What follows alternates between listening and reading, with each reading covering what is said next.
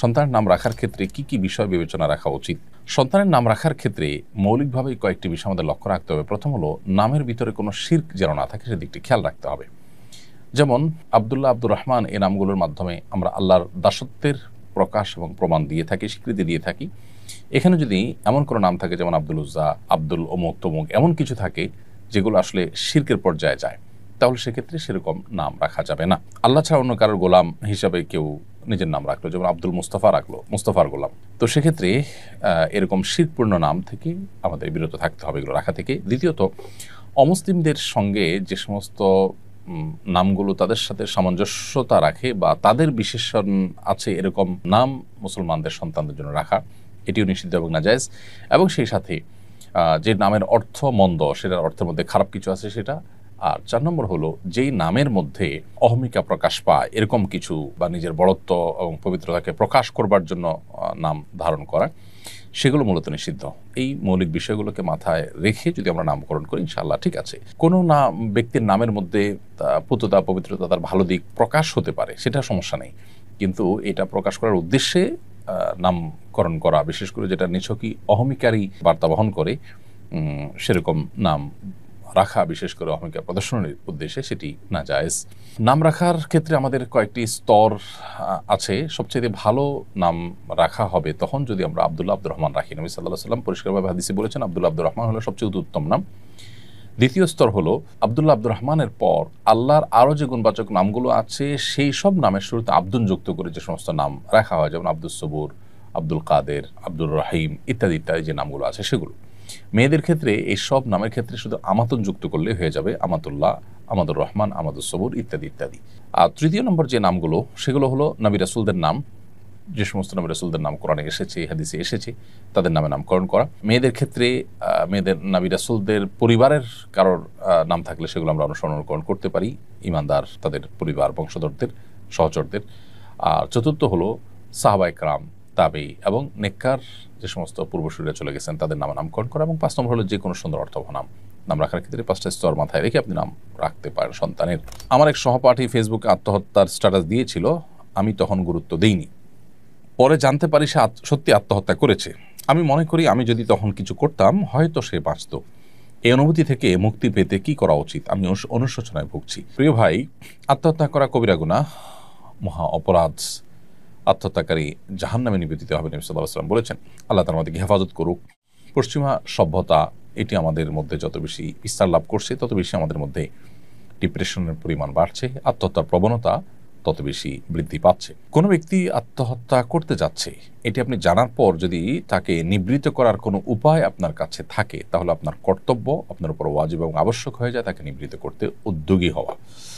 যদি আপনি বুঝতে ভুল করে থাকেন, মনে করেছেন যে আবেগে দিয়েছে, এটার এমন কোনো সিরিয়াসনেস এখানে নাই, সেটা মনে করে আপনি এড়িয়ে থাকেন, তাহলে এটা আপনার বোঝার ভুলের কারণে আশা করে যে আল্লাহ তাআলার কাছে আপনি গুনাহগার হবেন না।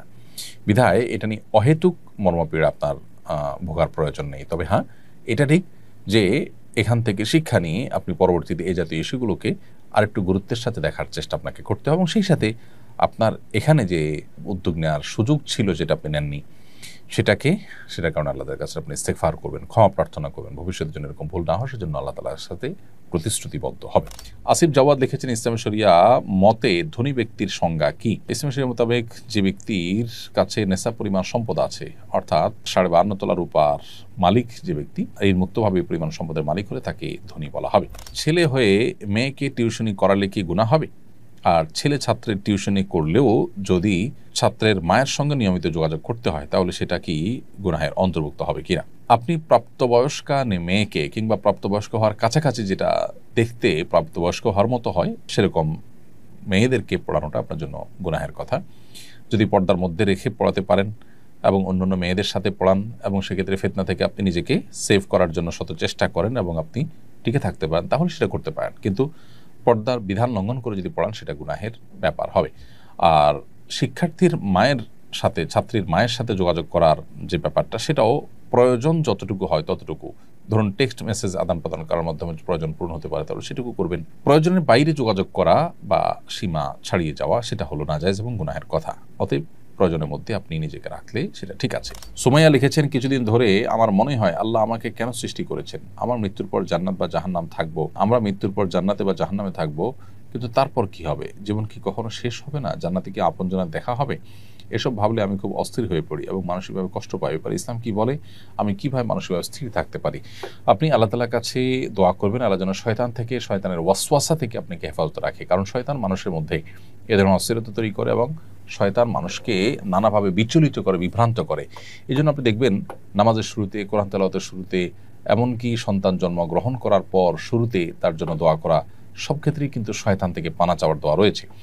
পদে পদে নবী করিম সাল্লাল্লাহু আলাইহি ওয়াসাল্লাম কেন আমাদেরকে শয়তান থেকে পানা চাইতে বলেছেন আল্লাহর কাছে? কারণ শয়তান আমাদেরকে এইভাবে নানাভাবে ক্ষতিগ্রস্ত করে। আউযু বিল্লাহি মিনাশ শাইতানির রাজিম বেশি বেশি পড়বেন, ইনশাআল্লাহ আপনার এই মানসিকতা দূর হবে। এছাড়া আপনি কোনো রাখি শরণাপন্ন হয়ে রুকিয়াও করতে পারেন।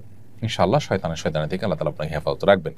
সেই সাথে আখিরাতের সাথে দুনিয়াকে আমরা মিলিয়ে মূলত এই ভুলগুলো করে থাকি। দুনিয়াতে আমরা যেভাবে ভাবি, আমরা আখিরাতটাকে সেরকম ভাবলে তখন এই ধরনের বিচলিত হওয়ার বিষয়গুলো আমাদের সামনে আসবে। কিন্তু যদি আমরা এই ইয়াকিন রাখি যে আখিরাতের সাথে দুনিয়ার সাথে কোনো তুলনা চলে না, আখিরাতের জগৎটা, অদৃশ্যের জগৎটা সম্পূর্ণ ভিন্ন। আমরা যদি শুধুমাত্র পৃথিবীতে আমরা যারা বসবাস করছি, আমরা যদি মহাশূন্যে, মহাকাশে যে বাস্তবতা, সেটার সাথে পৃথিবীর এই ধরাপৃষ্ঠের বাস্তবতা, দুইটাকে আমরা তুলনা করতে দেখব বহু বেশ কম। তাহলে সেক্ষেত্রে অনন্ত অসীমকালের যে আখিরাত, পরকাল, যেটা মানে লোক চক্ষুর আড়ালে, যেটা এই দৃশ্যমান জগৎ যেটা আছে, এই মহাসৃষ্টি, মহাশূন্য, এই পৃথিবী, এই জগতের বাইরের জগতে, সেই জগতের পুরো বিষয়টা সম্পূর্ণ ভিন্ন হবে। তখনকার কিয়ামতের একদিন হবে দুনিয়ার শত শত হাজারো বছরের সমতুল্য। সেটার সাথে দুনিয়ার কোনো কিছুর তুলনা হবে না। জান্নাতে গেলে সেখানে আমাদের কোনো কষ্ট হবে না, সেখানে প্রিয়জনদের সাথে দেখা হবে। জাহান্নামে গেলে অনন্তকাল জাহান্নামে থাকতে হবে। সেই জন্যই তো আমরা জাহান্নাম থেকে বাঁচার পদ্ধতিতে থাকবো, আল্লাহর প্রতি ঈমানের পথে থাকবো ইনশাআল্লাহ। মাহমুদুল হাসান আপনি লিখেছেন, শারীরিক প্রতিবন্ধিতার কারণে পরনির্ভরশীল ব্যক্তির বিয়ের বিধান কি? তারা কি বিয়ে করতে পারবে? প্রতিবন্ধকতা এটা বিবাহের জন্য বাধা নয়। শারীরিক প্রতিবন্ধকতা নিয়েও কেউ চাইলে বিয়ে করতে পারেন। এক্ষেত্রে দুটি বিষয় লক্ষ্য করতে হবে। প্রথমত, যার শারীরিক প্রতিবন্ধকতা আছে তার প্রতিবন্ধকতা তার স্ত্রীর হক আদায়ে যেন প্রতিবন্ধক না হয়। এমন কিছু প্রতিবন্ধকতা আছে যেগুলো সত্ত্বেও তিনি স্ত্রীর হক আদায় করতে পারেন।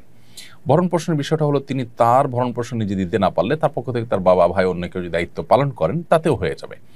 অথবা স্ত্রী যদি বলেন যে না, ভরণ পোষণের পরে আমার এত চাপাচাপি নেই, বরং আমি নিজে সেটা অ্যারেঞ্জ করব, তাতেও কিন্তু বিয়ে বিশুদ্ধ হয়ে যায়। অতএব প্রতিবন্ধী মানুষ হলে তাকে বিয়ে করা যাবে না বা তাকে বিয়ে দেওয়া যাবে না, ব্যাপারটা সেরকম না। ছেলে হোক আর মেয়ে হোক, প্রতিবন্ধী হলে তাদেরকে বিয়ে নেওয়া জায়েজ আছে।